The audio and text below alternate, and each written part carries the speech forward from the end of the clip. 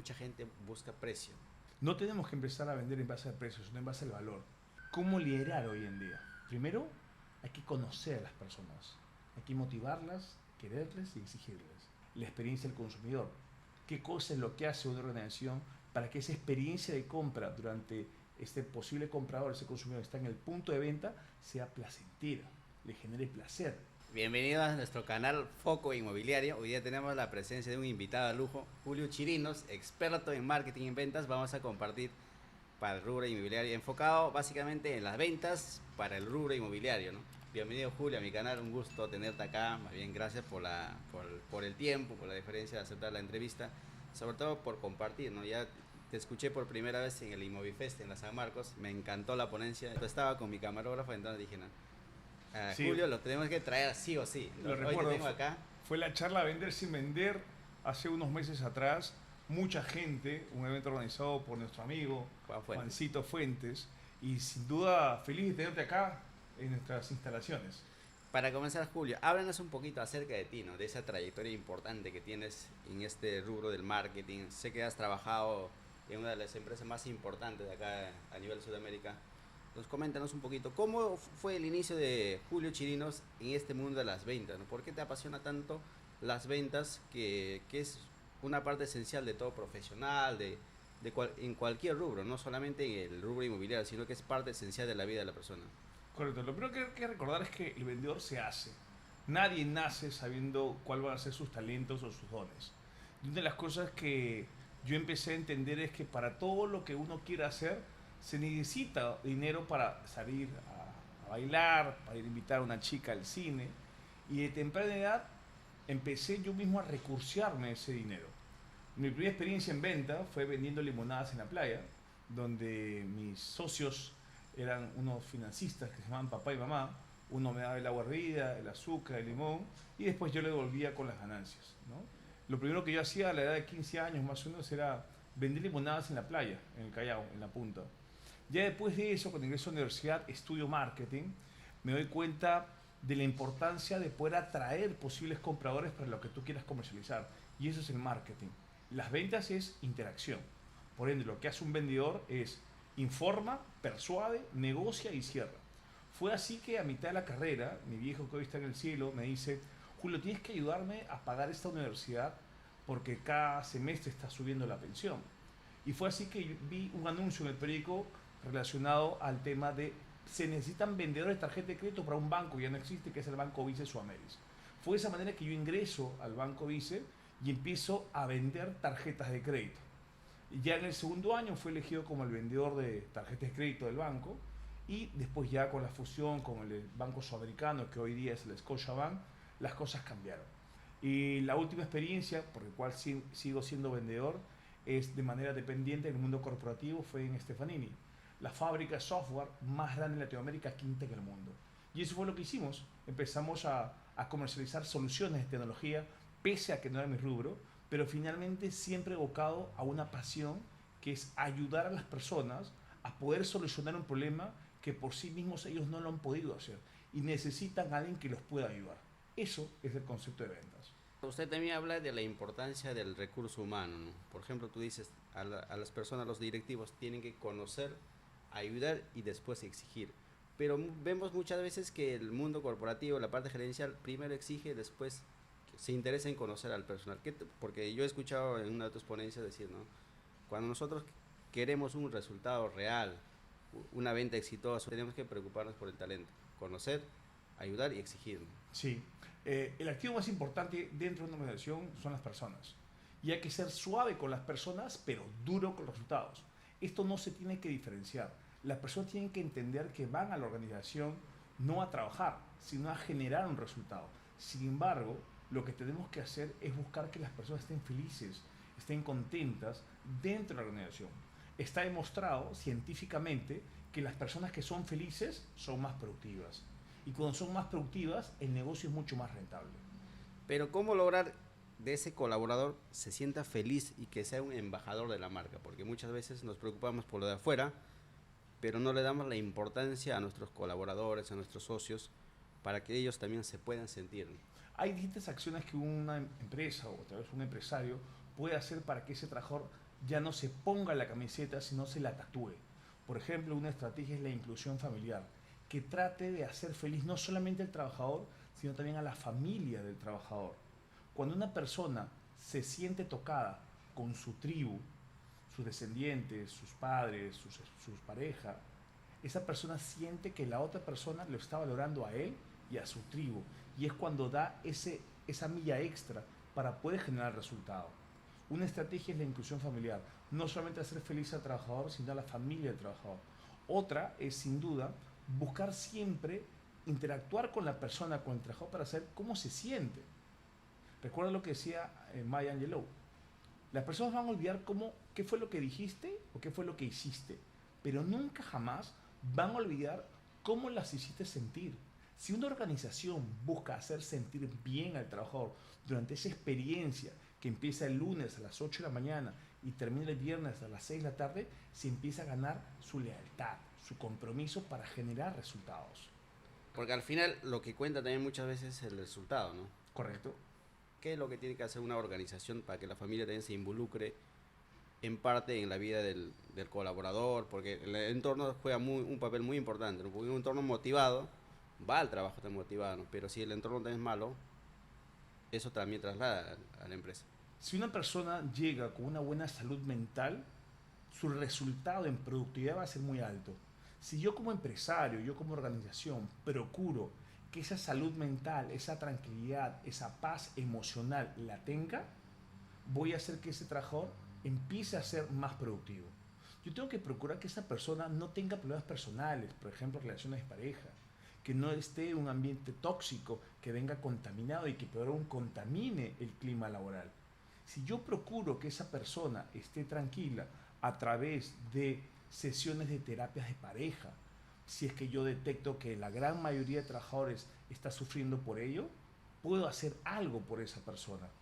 Si yo sé que la persona tiene problemas económicos, tal vez podría capacitarlo en finanzas personales para que pueda manejar mejor el presupuesto familiar. Y esa tranquilidad y esa paz va a hacer que sea retribuida con el resultado de su trabajo dentro de la organización. Este mundo de las ventas es muy importante, pero vayamos a la realidad. ¿Por qué crees que muchas instituciones no le dan la importancia a las ventas? No, no tenemos una formación en ventas en el colegio, en las universidades, porque al final, si es un aspecto fundamental en la vida de cada profesional, ya seas médico, abogado, porque todos tenemos que vendernos, ¿no? ¿Por qué crees que no le damos la importancia que le debemos dar a ese segmento de la vida? Has dicho algo totalmente cierto. Una de las razones por las cuales yo decidí estudiar administración y marketing fue porque no había ventas. Y hoy, casi más de 30 años que he salido de la universidad, no existe todavía una carrera en la cual te enseñen a vender, siendo tan primordial y tan exigente hoy en el mundo empresarial. Lamentablemente las universidades no ponen foco a ello. Recuerda, para que sea en la venta es porque tiene que haber marketing. Marketing es atraer a ese posible comprador. Ventas es interactuar. Por ende, lo que hace un vendedor es informar, persuadir, negociar y cerrar. Esas habilidades netas se tienen que aprender en la universidad. Si bien es cierto, hay muchos cursos o talleres en los cuales buscan que la persona se pueda expresar a través de la oratoria, o a través del lenguaje verbal, lenguaje no verbal o el lenguaje paraverbal, a veces no es suficiente para poder entender cómo se tiene que persuadir a alguien para que pueda tener algo. Yo admiro a esas personas que son carismáticos, que saben comunicar, que saben llegar, pero otros no somos tanto, no somos más planos. Entonces, ¿qué aspecto debo tener en cuenta para poder mejorar para yo tener éxito en las ventas? Porque yo generalmente, como me dedico al rubro inmobiliario, a veces siento que debo mejorar porque soy muy serio, o en todo caso hay personas que son naturalmente sonríen de Correcto. forma natural. Entonces, Correcto. ¿cómo ves esa parte, no? Que esa parte blanda de las personas. Para mí el éxito se basa en dos cosas: sacrificio y disciplina. Todas las personas que tú puedas ver alrededor que considere que son exitosas es porque han sacrificado algo. Tal vez un poco horas de sueño, tal vez horas leyendo un libro, y también disciplina, porque han sido correctos y se han exigido al máximo para cumplir horarios y cumplir lo que en algún momento han prometido. De eso se trata el éxito. Las personas en ventas tienen que sacrificar mucho esmero, mucho tiempo, calidad de tiempo, en ser muy asertivos. A veces tengo que cerrar algo en 3 llamadas o en 2 visitas. Y de esa manera yo tengo que planear cómo hacerlo. Ese planeamiento me pueda llevar tal vez un tiempo, y es un tiempo que voy a dejar de comer, de ir a bailar o pasarlo con los seres queridos. Finalmente es un sacrificio. Por eso decimos que cuando alguien quiere algo en la vida, tiene que buscar sacrificar algo y ser muy disciplinado. Si tú tienes determinación en lo que tú quieres conseguir, lo vas a conseguir. Pero si no tienes esa determinación y menos la actitud para poder conseguir algo, no lo vas a hacer. Pero la actitud con el talento, muchos dicen, ¿no? El 90% es actitud y 10% talento. ¿Eso es correcto? No necesariamente. No necesariamente. ¿Por qué? Porque ¿de qué sirve tener una persona con mucha actitud pero que no tiene talento para poder hacer algo? Yo te hago una pregunta. ¿Te imaginas a este señor Gastón Acurio, que todos conocemos, que no tenga el talento para cocinar pero tenga muy buena actitud? Lo que pasa es que muchas personas hemos estado acostumbrados a escuchar que tenemos que emprender o hacer las cosas que nos apasionen, y eso no es correcto. Lo que tenemos que hacer es hacer las cosas en base a los talentos que tenemos. Si el talento coincide con la pasión, excelente. Pero si yo no tengo el talento para poder hacer algo, difícilmente voy a conseguir un resultado. Por eso dices que tú, particularmente dices, amo lo que hago y hago lo que amo. Correcto, correcto. Y acá te lo evidencio. Cuando tú haces lo que amas y amas lo que haces, se evidencia que tú haces bien las cosas. Las personas que hacen bien las cosas tienen talento. Y las personas que viven de sus talentos son exitosas. ¿Cómo descubrir ese talento o amar lo que haces? Porque muchas veces las personas también nos involucramos en algo por necesidad, por obligación, por una carga familiar, porque tenemos muchos gastos. Entonces, desarrollamos actividades que no necesariamente nos satisfacen, nos llenan de pasión, ¿no? Así como somos el resultado de los libros que leemos, también somos el resultado de las decisiones que tomamos en la vida. Y cuando decidimos hacer algo es porque estamos enfocados en un propósito. ¿Cuál es la razón por la cual tú te levantas los lunes a trabajar? ¿Lo haces por convicción o lo haces por obligación? En la vida lo tienes que hacer siempre por convicción y no por obligación. No trabajar bajo presión, sino trabajar bajo pasión. Cuando tú entiendes estos conceptos y tienes claro cuál es tu propósito, lo que en la cultura japonesa se llama el Ikigai, empiezas a vivir tu propósito, empiezas a disfrutar lo que haces. De eso se trata. ¿Cómo descubrir esa persona que hoy día no descubre su propósito, no sabe cuál es su propósito? Hay ¿Cómo una hacer para eso? hay una técnica en la cultura japonesa que se llama el Ikigai, en la cual consiste en poder completar 4 círculos. ¿Qué es lo que te gusta hacer? ¿Qué es lo que amas? ¿Qué es lo que necesita el mercado? ¿Y por qué crees que te van a pagar? Cuando tú empiezas a entender esas respuestas y empiezas a alinear esos conceptos, empiezas a entender cuál es tu propósito. En mi caso, ¿cuál es mi propósito? Y te voy a explicar cómo yo llego a este propósito. ¿Qué es lo que yo hago bien? Yo cuando hice esta dinámica, empecé a analizar que lo que yo hago bien es explicar, enseñar, tengo paciencia. ¿Qué es lo que yo amo hacer? Entre las cosas que yo había analizado y lo que yo amo hacer, yo lo que amo es compartir lo que he aprendido, lo que he leído en un libro. ¿Qué cosa es lo que yo creo que por algún momento alguien me va a pagar? Yo creo que en algún momento alguien me va a pagar por hacer una conferencia, por escribir un libro, por dar una sesión de mentoring o de coaching, o tal vez por dar una clase. ¿Y qué es lo que yo creo que se necesita en el mercado al cual yo puedo acceder? Yo creo que se necesita mucha educación. Creo mucho en lo que decía Nelson Mandela, que la educación es el arma más poderosa para cambiar el mundo. Dicho esto, ¿cuál es mi propósito?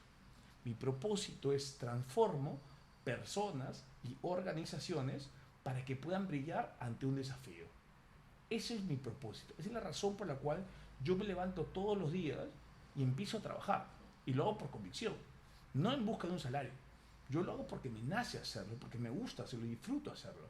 ¿Cómo descubriste a esa pasión, ese propósito que tú tenías? Porque muchas En veces... el momento hice esta dinámica, Claro, el Ikigai. claro. Pero muchas veces, muchas personas no descubrimos nunca, ¿no?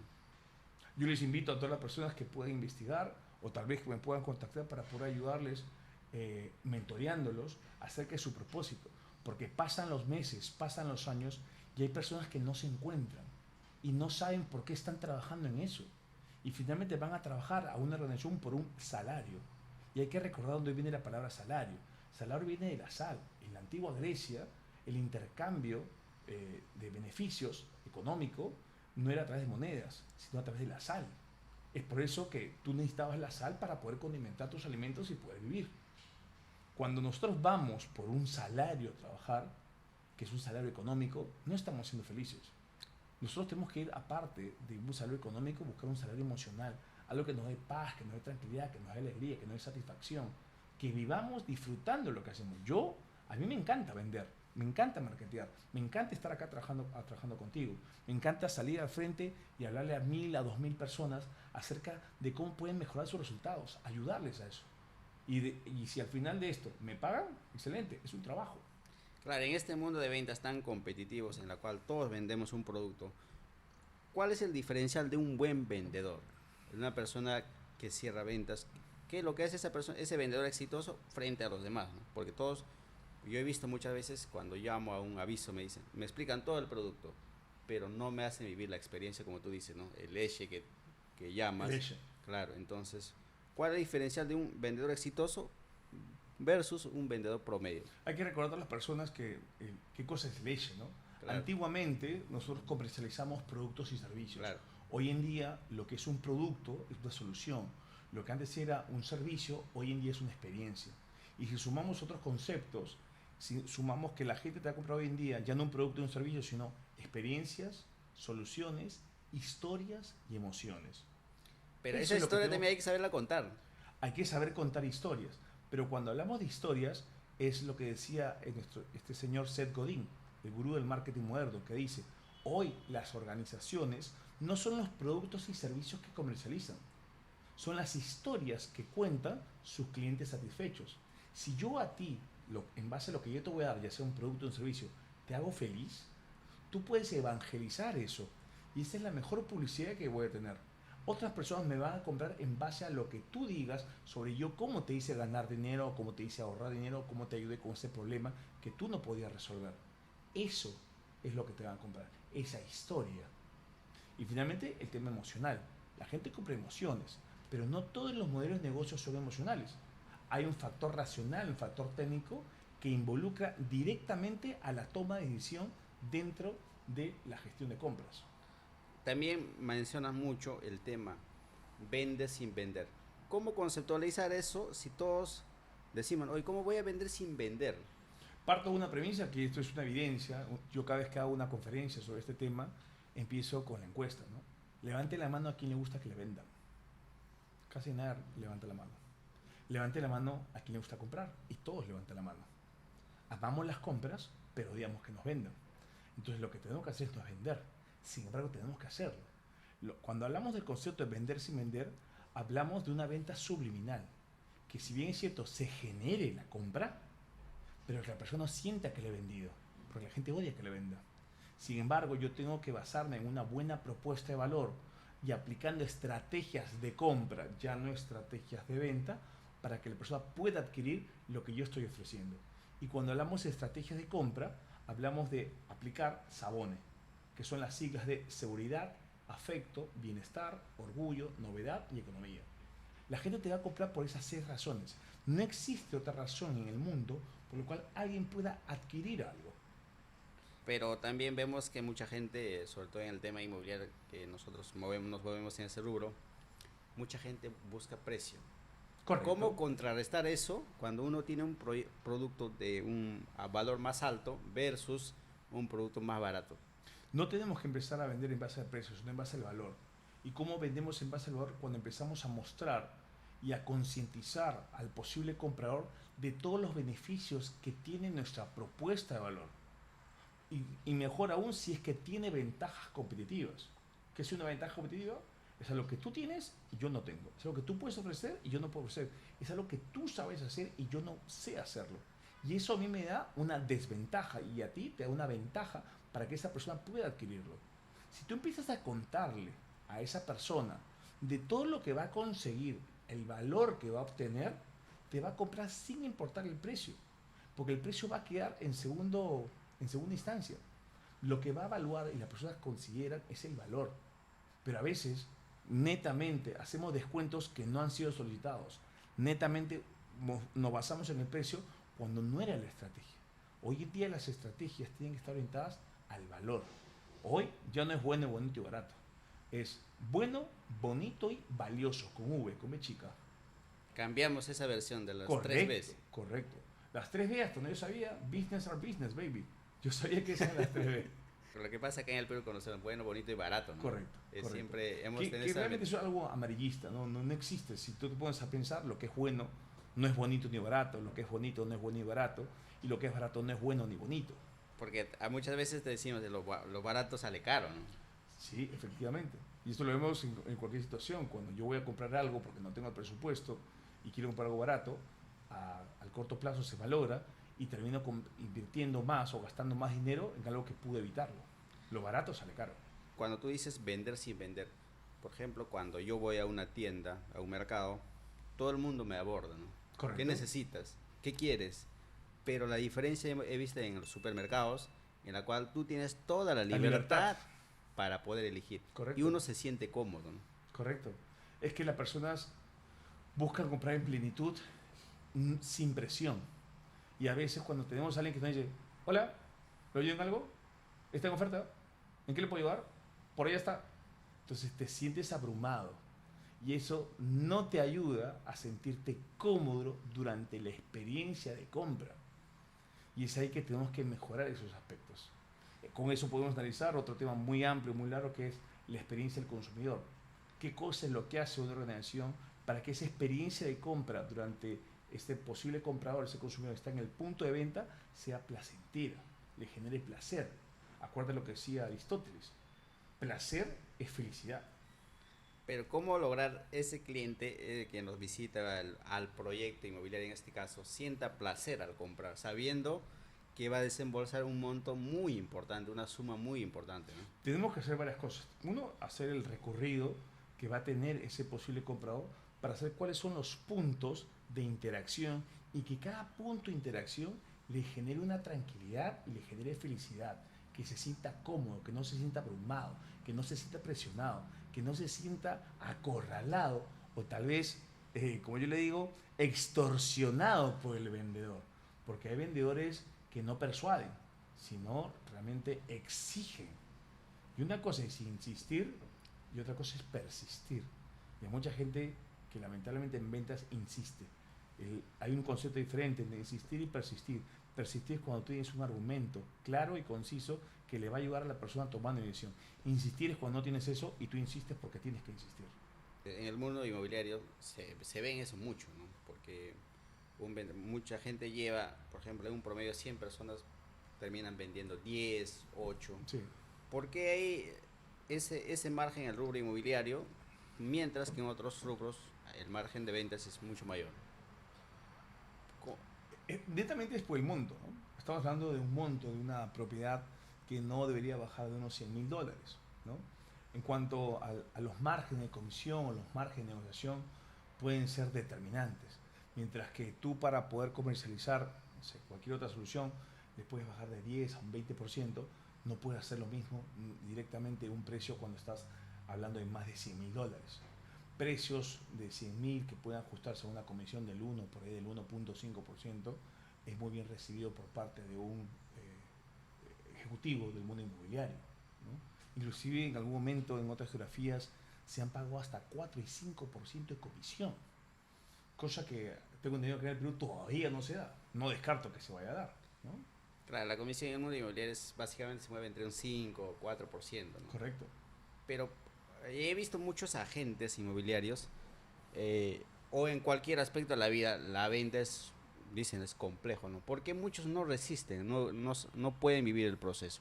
Porque hay muchos asesores que tenemos nosotros se frustran, otros caen en el medio camino. ¿Cómo podría ese vendedor llegar a la meta y vivir el proceso con pasión, como tú dices? Una de las cosas que tienen que hacer es analizar qué es lo que están haciendo, ¿no? Ya lo decía Albert Einstein. Si tú quieres resultados distintos, tienes que dejar de hacer lo mismo. Si yo no analizo y veo qué es lo que estoy haciendo para poder mejorar o revertir la situación que yo he estado generando, voy a conseguir exactamente el mismo resultado. Lo que yo tengo que analizar es qué es lo que está pasando, en qué parte estoy cayendo. Y una de las cosas que yo hago mucho es, así como tú debes saber por qué te compra la gente, tú también tienes que saber por qué no te compra la gente. Hay muchas razones por las cuales alguien no te compra. Puede ser por tu actitud, puede ser porque para una primera impresión le caíste mal, puede ser porque la forma como tú le propusiste no fue la adecuada, o puede ser porque ese día no era el día que debiste haber citado a la persona en ese horario y en ese lugar.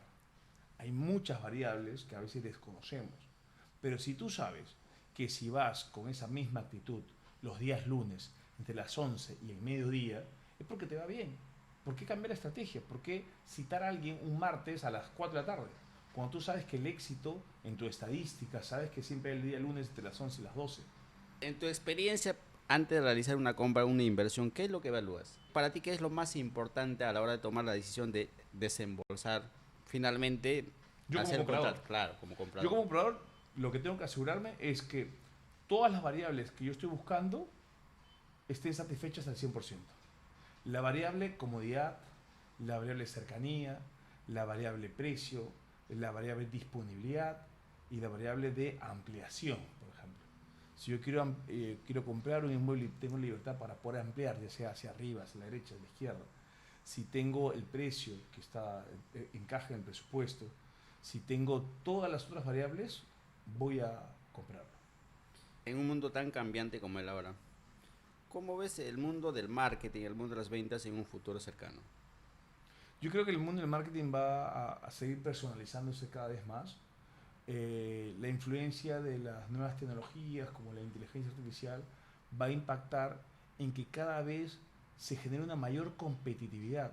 Van a haber más empresas que van a adoptar estas tecnologías y eso les va a generar una ventaja objetiva y eso va a generar que el mercado sea más exigente. También la persona tiene que adecuarse al cambio, pero muchas personas no les cuesta. Las personas y las empresas adaptarse al nuevo comportamiento del consumidor. O sea, porque después de la pandemia es otra realidad, ¿no? ¿Correcto? Entonces, ¿cómo ir de la mano con los cambios tecnológicos, con el cambio de los tiempos, ir adaptándose en la organización, en una sociedad? ¿Cómo ir de la mano en esos aspectos de Lo que nuestra tienen que vida? hacer las organizaciones es empezar a ver si es que el comportamiento de compra, de cómo adquirían los productos o los servicios de los consumidores ha cambiado, ha evolucionado. Y adaptarse a esa nueva cultura o ese nuevo patrón de compras. Porque si la empresa no se adapta a ello y no evoluciona, está sentenciada a morir. Mira lo que le pasó a marcas como Kodak, como Nokia, como Blockbuster, que no se adaptaron al comportamiento del consumidor, a ese deseo de cómo adquirir las cosas y cómo pagar las cosas. Descendieron. Muchos hablan del liderazgo en una empresa. ¿Cómo liderar un grupo de personas, Julio, en tu experiencia? Yo sé que enseñas en muchas especialidades a nivel de Latinoamérica. ¿Cómo un empresario, una persona que está a cargo de un grupo de personas, puede liderar a esa persona? ¿Cuáles son los aspectos fundamentales que tienen que considerar para para sacar el máximo potencial a ese recurso humano que tenemos a la mano? Finalmente, yo he coincidido en algo, he estado investigando varios, esta pregunta siempre es obvia, ¿cómo liderar hoy en día? ¿No? Son 4 pasos lo que yo siempre recomiendo. El primero, hay que conocer a las personas, hay que motivarlas, quererles y exigirles. Tú no puedes motivar a alguien que no conoces. Tú para poder motivar a alguien tienes que conocerlo, saber de esa persona. Y tú para poder exigirle a alguien, la persona tiene que sentir que tú lo aprecias, que tú lo quieres, que para ti es importante. Yo tengo una hija, mi hija tiene 14 años, ya te imaginarás yo como profesor cómo le exijo que sea muy estudiosa. Sin embargo, porque le exijo, ella sabe que lo hago, porque quiero que sea mejor que yo, porque la quiero, porque quiero que me supere, que tenga cosas antes que yo. En este caso yo no la quiero, la amo a mi hija. Si yo a una persona la conozco, la motivo, hago que sienta que yo la quiero y realmente mi querer es genuino, recién le voy a poder exigir. Hay muchas personas que solamente se basan en 2 cosas, en motivarlas y quererlas. Pero se olvidan que antes de motivar hay que conocerlas. Y se olvidan que antes que exigirles hay que querer a esas personas. Conocer, motivar, querer y exigir.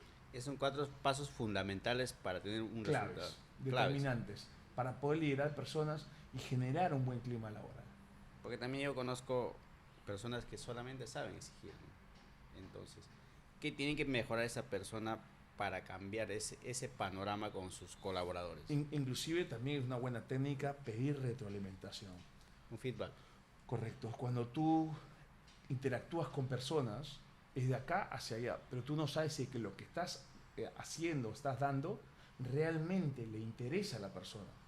Si yo le pido retroalimentación a la persona para saber, oye, ¿te sientes bien cuando conversamos? Sí. ¿En algún momento crees que me he excedido en pedirte las cosas? Sí, mira, esto pasó, esto pasó. Si tú no me dices las cosas, yo voy a seguir actuando igual. Por ende, nunca voy a poder mejorar. La técnica de pedir retroalimentación para que las personas te ayuden a mejorar es clave. Si un ejecutivo nunca ha pedido una retroalimentación a un cliente, a un jefe o a un subordinado, no sé cómo va a continuar en el tiempo. El Si no saber, tiene oportunidades de mejora. claro, el saber escuchar a la persona, pero muchas veces vemos, es la realidad, no sabemos escuchar. Sí, a veces escuchamos por responder y no escuchamos para comprender. Entonces, ¿cómo mejoramos esa habilidad comunicativa que tenemos como líder, como persona que tenemos a cargo? Por ejemplo, él tiene un grupo de personas, ¿no? Entonces, ¿cómo se mejora esa habilidad de comunicar, de escuchar a los colaboradores? Una de las cosas que siempre digo que el mejor vendedor no es el que habla más, sino el que escucha más. Para poder escuchar a las personas hay que hacerles preguntas. Y cuando las personas te responden las preguntas abiertas, empieza a transmitirles que te importa lo que él te está diciendo y demuéstrale que estás prestando atención. No estás con el celular y no estás mirando a otro lado, estás mirando directamente a la persona. Eso, ¿qué es lo que va a hacer que la persona se sienta en confianza contigo y te dé más información? Es muy rico y muy poderoso cuando tú extraes información de la otra parte. Ojo, hay personas que les cuesta transmitir. ¿Y sabes por qué? Porque no han sentido esa conexión contigo para poder confiarte tanta información. Pero ¿cómo conectar? Si yo no conozco a esa persona, lo conozco por primera vez, Ah, ¿cuáles ya. son los primeros pasos para yo poder conectar con la persona? Porque Lo mayormente que, en las ventas es así, ¿no? En las ventas inmobiliarias al menos es así, porque haces una campaña publicitaria en internet, contactas al cliente y haces los contactos necesarios y después te encuentras. Pero ¿cómo conectar esa primera impresión para que la venta pueda fluir, ¿no? es cierto, para una primera impresión no existe una segunda oportunidad, es lo que hizo Oscar Wilde. Lo primero que tienes que hacer es tener contacto visual en todo momento cuando tú interactúas con alguien. Lo segundo, tienes que procurar tener complicidad con la persona. ¿Y a qué prefiero con complicidad? Hacer que los dos se rían, hacer que los dos tengan un punto en común. Tienes que buscar un icebreak. No es que cuando vas a hacer negocios, de frente vas a hacer negocios, trata de hablar cómo le ha ido, cómo está su pareja, qué es lo que ha comido, si fue a la playa, no fue a la playa, si vio el partido, no vio el partido. Trata de generar ese ambiente antes de... Es como calentar la situación, porque a veces en frío no es lo más recomendable. Nosotros los latinos somos muy conversadores, somos muy amigueros, y es una gran diferencia con los europeos o con los asiáticos. Nosotros lo que tenemos que hacer es procurar romper el hielo, conectar con ese contacto visual y finalmente interactuar, reírnos, pasarla bien. No tiene que ser una conversación tensa. Yo, por ejemplo, ahora me siento contigo conversando entre patas. Sé que por ahí hay una cámara y nos está grabando, pero a lo que voy es, me siento normal porque me siento yo y quiero que tú te sientas a gusto como que somos amigos, ¿no? Y conversamos. Cuando la conversación es fluida, auténtica, se conecta más con las personas también. Correcto. Y en tu experiencia de tantos años, yo sé que tú eres docente. ¿Cómo ves el tema de las habilidades blandas de las personas? ¿Qué tan importante es la inteligencia emocional que tanto hablamos, pero que no se desarrolla en las instituciones donde enseñamos? ¿Cuáles son los pasos fundamentales para que esa persona que me cuesta conectar, que me cuesta participar? Muchas veces venimos del colegio en donde nos sentábamos atrás Mm. y nos costaba levantar la mano para poder participar, ¿no? Aquí, por un miedo, por una vergüenza, por el qué dirán. De hecho, muchas de las habilidades blandas son las que van a ser tus ventajas competitivas cuando termines la universidad. Los chicos que están en pregrado, al final se presentan a un puesto de trabajo, han estudiado en la misma universidad, han estudiado con los mismos profesores y posiblemente tengan las mismas calificaciones. ¿Y por qué razón van a contratar a alguien? Por sus habilidades blandas. Esas habilidades blandas que están orientadas a la inteligencia emocional, cómo controlar el estrés, cómo medir tus emociones, cómo manejar la ira, el trabajo en equipo, si es que realmente te gusta interactuar con otras personas de cara a conseguir un logro colectivo, la comunicación asertiva, cómo te expresas con tu lenguaje no verbal, con tu lenguaje paraverbal, con tu lenguaje verbal, la administración del tiempo, que es una habilidad blanda determinante. Recuerda que a todos nos dan 24 horas y va a depender de nosotros cómo administramos ese tiempo para poder alcanzar nuestros objetivos personales y objetivos profesionales y mantener un buen equilibrio. El pensamiento analítico, que es otra habilidad blanda muy buena, en el cual consiste en tomar decisiones adecuadas y saber cómo resolver problemas, midiendo el riesgo y controlando el impacto de nuestras decisiones. En fin, podemos hablar un montón de estas habilidades blandas que son determinantes para poder conseguir el éxito empresarial. Hoy en día ya no es el éxito basado en el coeficiente intelectual, es basado en la inteligencia emocional. Y esa inteligencia emocional que te permite controlar y saber en qué momento y cómo decir las cosas. Quizás es el factor más importante para que una persona sea exitosa, ¿no? Porque yo he visto muchas promociones que no necesariamente sobresale o tiene éxito comercial o empresarial el alumno que fue el primer puesto, ¿no? Correcto. A veces termina siendo el alumno que era más flojo, más chacotero, el que destaca. El que destaca en el Exacto. mundo empresarial en la vida, ¿no? Pero me imagino que también ese alumno no desarrolló esa habilidad blanda que hablamos en este momento. De la inteligencia emocional, efectivamente. Para mí una de las principales habilidades blandas es la inteligencia emocional, porque te ayuda a tener control sobre ti mismo, a pensar de manera estratégica, desde el punto de vista racional, y saber que no todas las batallas las tienes que ir a pelear. Claro, Tú tienes que ser muy selectivo y encontrar qué batallas, qué discusiones vas a enfrentarlas. Inclusive para eso está un consejo de Sun Tzu, el escritor del arte de la guerra, este libro que dice, haz que otros ganen tus batallas por ti. En este mundo empresarial, Julio, que hace años, en los años 90, comienzos 2000, el currículum era más importante, tú hablas, hoy en día contactos matan currículos. Sí, hablando de ese tema muy importante, ¿no? Es parte del libro, Contacto Mata Currículum. Es un libro que escribí el año pasado. Está relacionado con el networking con clase y con calle. Si nos ponemos a pensar, todo en la vida se consigue con contactos. Tú para que puedas ingresar a ese puesto de trabajo necesitas un contacto. Tú para que te puedan dar la adjudicación en ese proyecto necesitas un contacto para poder relacionarte con ese proyecto. Ese restaurante que está al frente, que ya está con las mesas copadas, necesitas un contacto para ingresar, al igual que en la discoteca. Para todo en la vida se necesita un contacto, ¿no? Y a veces contacto mata currículum, y especialmente en el mundo de los negocios. Si tú pones a pensar, todos los empresarios exitosos, los vendedores exitosos, tienen contactos y tienen un relacionamiento a alto, medio y a todo nivel. Y de eso se trata. De eso se trata mi libro, que se llama Contacto Mata Currículum, y cómo a través del tiempo tú puedes mantener los contactos y estos contactos convertirlos en amigos, o también tener claro qué cosa es un conocido. Y eso es algo que me gustaría explicarlo, si me permites, rápidamente. Claro, adelante.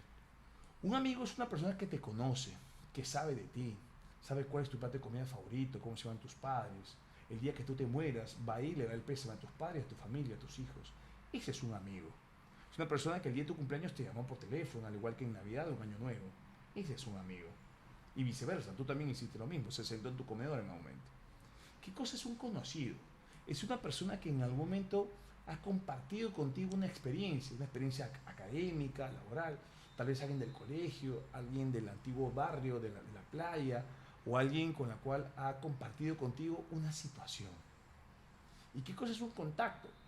Es un conocido, solamente que tiene una gran diferencia, que ese contacto tiene una gran lista de contactos, ¿okay? Una red de contactos grande, que la pone a tu disposición para poder ayudarte. Esa es la diferencia entre un amigo, un conocido y un contacto.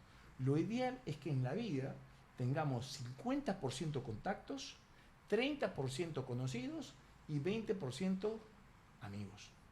De eso se trata. Y si es que alguien está interesado en poder saber cómo hacer contactos, acá está el libro. Este es mi último libro, que lo saqué el año pasado y que hoy en día se lo pueden adquirir a través de mi página web o a través de Amazon o a través de Hotmart. Sabemos que todos no nacemos con las mismas condiciones que otros.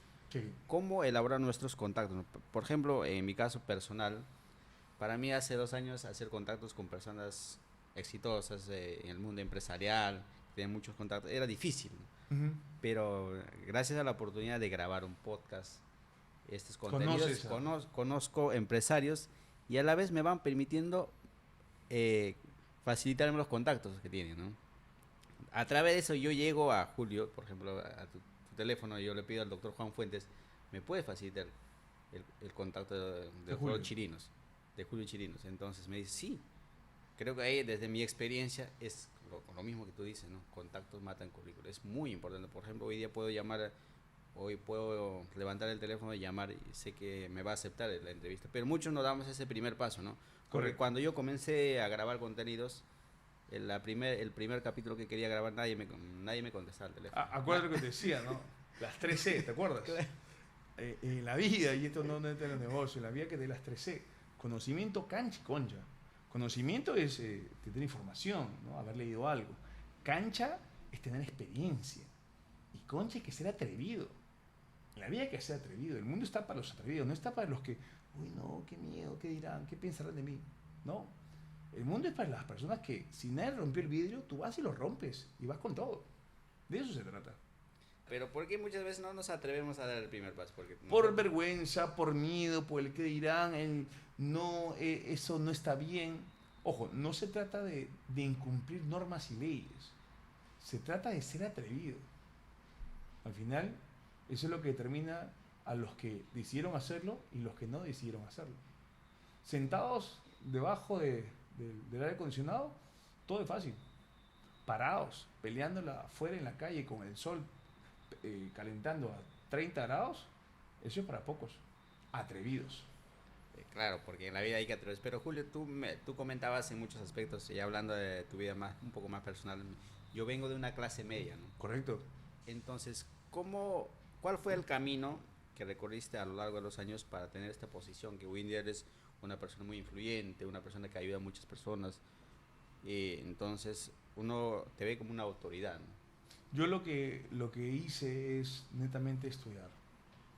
Yo soy un nerd, me gusta estudiar mucho. Pocas personas saben que tengo un doctorado, que estudié la maestría en Europa, que hablo más de 2 idiomas, pero lo que yo busco siempre es aprender, y más, no creo que haya aprendido todo. Estoy en constante aprendizaje, en la vida se trata de aprender, desaprender y reaprender.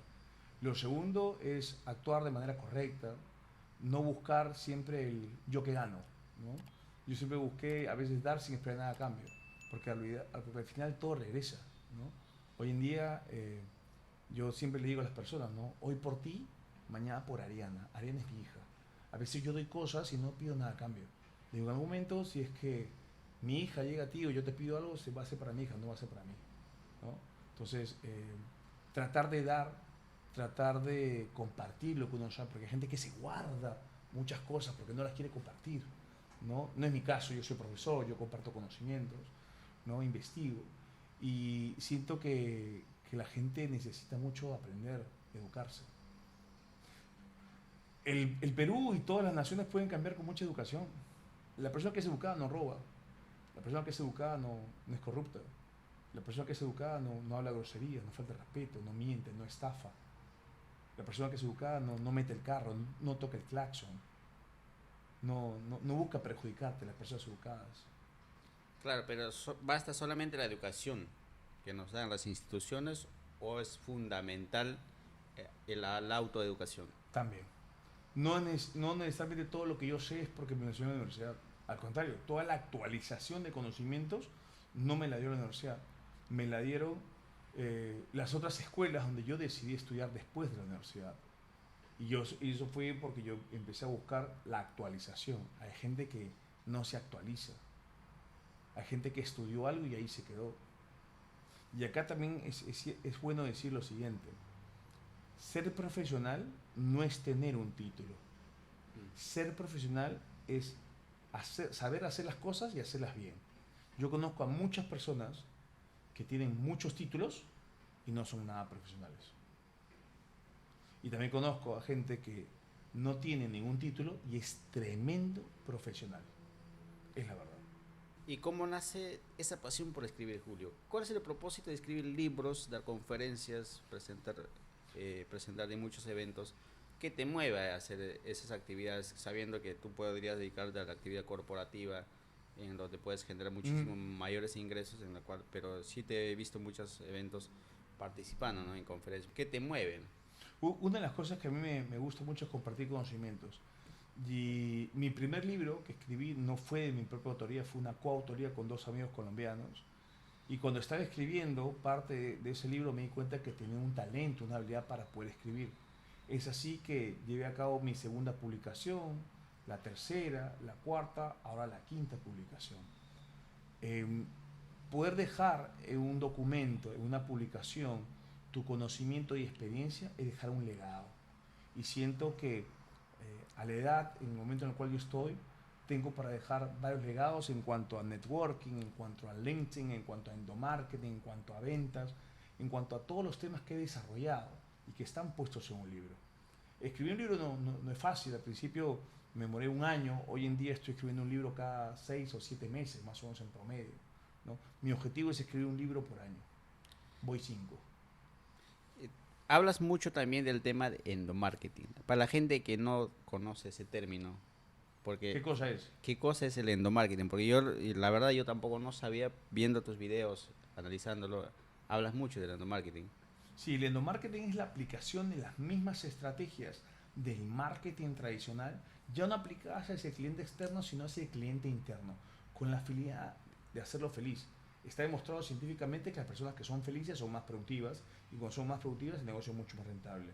Dentro del endomarketing hay muchos conceptos como es la gestión de la felicidad, el endobranding, el endo-BTL, el employee experience y demás temas. Los invito a que todos puedan averiguar, investigar o tal vez si es que desean puede adquirir uno de mis libros que es Endomarketing hoy, haciendo feliz al cliente interno. El cliente interno, básicamente los Es el colaboradores, trabajador, exacto. Yo le digo más persona. personas. Yo creo que los resultados se van a conseguir más que con personas, más que con trabajadores o con empleados, con personas, seres humanos. Pero ¿por qué crees que las organizaciones no vemos por ese lado? Porque se han quedado en el concepto antiguo, no se han actualizado precisamente, ¿no? Hoy en día existen muchas investigaciones que evocan a que solamente la forma como llamas a un trabajador, empleado o persona cambia. Cuando tú le dices a alguien como lo que es persona y actúas como persona con él siendo una persona, es diferente. Este canal básicamente también es dejar un propósito para los jóvenes. Yo vengo de una condición de recursos bajos, no voy a decir humilde, porque la humildad siempre se lleva. Por supuesto. Entonces, yo en mi niñez vivimos una vida dura, pero yo digo, ¿no? Hoy en día podemos hacer, podemos hacer las actividades que queremos. ¿Cuál sería la recomendación a esos jóvenes que no encuentran un propósito, que no encuentran una dirección para sus vidas? Porque sabemos que hay muchos, en el Perú no solamente es Lima, ¿no? En el interior es otra Claro. realidad. El consejo que yo le digo a las personas es que no se rindan, que realmente busquen, tengan un sueño, busquen conseguirlo, que no se arrepientan si es que la primera no lo consiguen, que sean resilientes, que en la vida se trata de ir para adelante. En la vida y en las ventas, no conozco a nadie que nunca siempre haya ido así, siempre te van a golpear, te van a arañar, te vas a caer. Pero lo que importa realmente es qué tan rápido tú te levantas y vas para adelante. De eso se trata.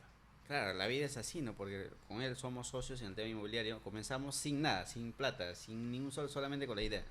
Ha sido meses, como 3 meses muy duros, ¿no? Íbamos sin pasaje a los proyectos, con las justas. Entonces, hoy día vemos, conversamos siempre, retrocedemos el tiempo y mira cómo ese proceso hemos pasado. Porque éramos 3 socios, ¿no? Claro. Viendo, como tú dices, no, nunca rendirse, porque a veces estamos a la puerta del éxito y nos rendimos, ¿no? Y yo le pregunto a él, ¿no? ¿Qué hubiera pasado si hubiéramos dejado en esos 4 meses que nos fue duro?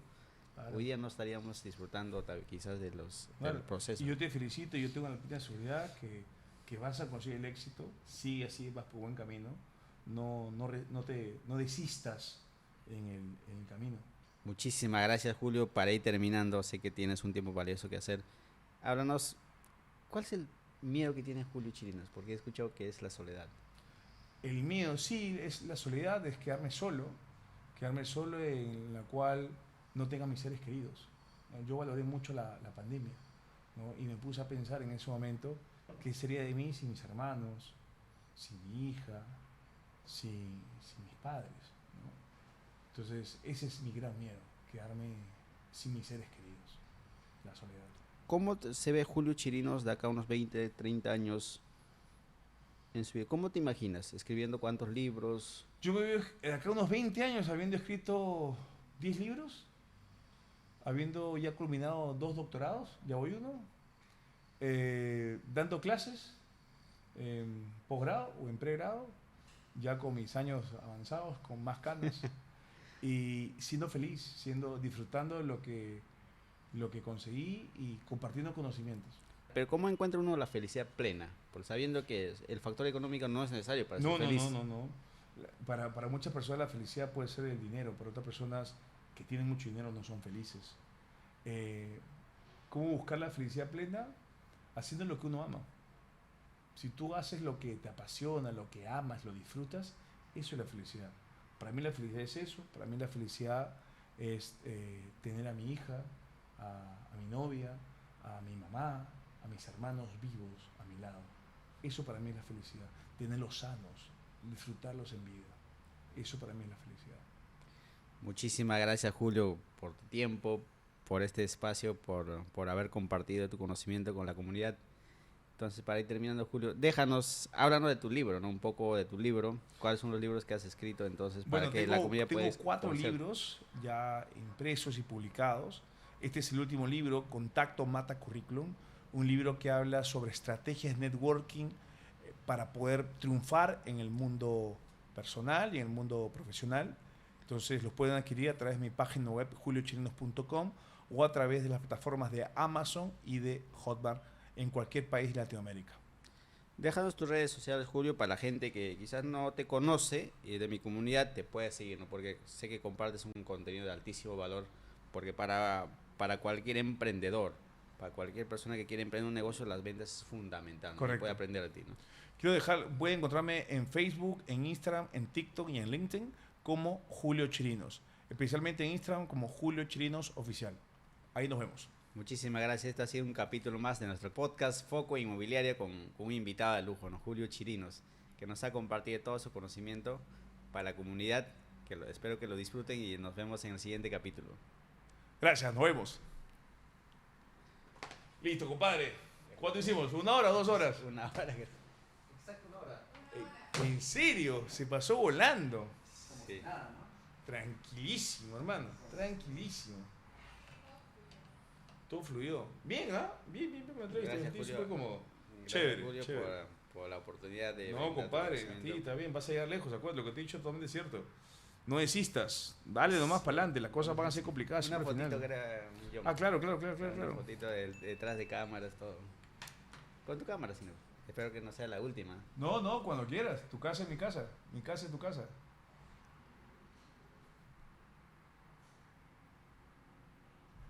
Todo.